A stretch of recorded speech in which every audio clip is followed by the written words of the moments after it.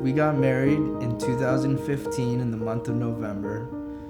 Shortly thereafter, about 2 months later, we found out that we were expecting our first child. When Noah came into our world, it was the best blessing from God, and I was so excited for our family and the future. And shortly thereafter, things got rocky. Our communication was really bad. I would burst out in anger. I didn't know how to communicate effectively. It all came to a head when Stephanie broke the news to me that this just wasn't working anymore, and she was ready to give up. And I can remember the pain and devastation that came as a result of hearing that news for the first time.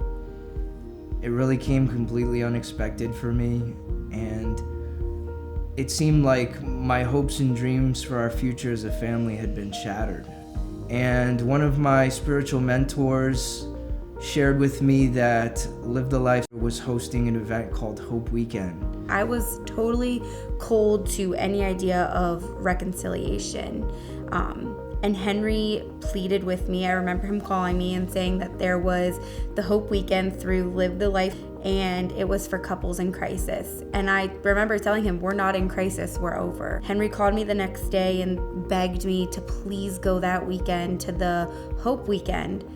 And I called my attorney up and explained to her what was going on, and she said to go. And so I thought I was going just to get closure, to look good for court, and to make Henry feel at peace with the decision I had made. We both went and participated in the Hope Weekend event, and I can remember even at the beginning, it just seemed like her heart was completely hardened. I remember having this feeling in my stomach like something wasn't right, and that I moved way too quickly. I needed to slow down, put a pause on the divorce, and just be open-minded to what this was.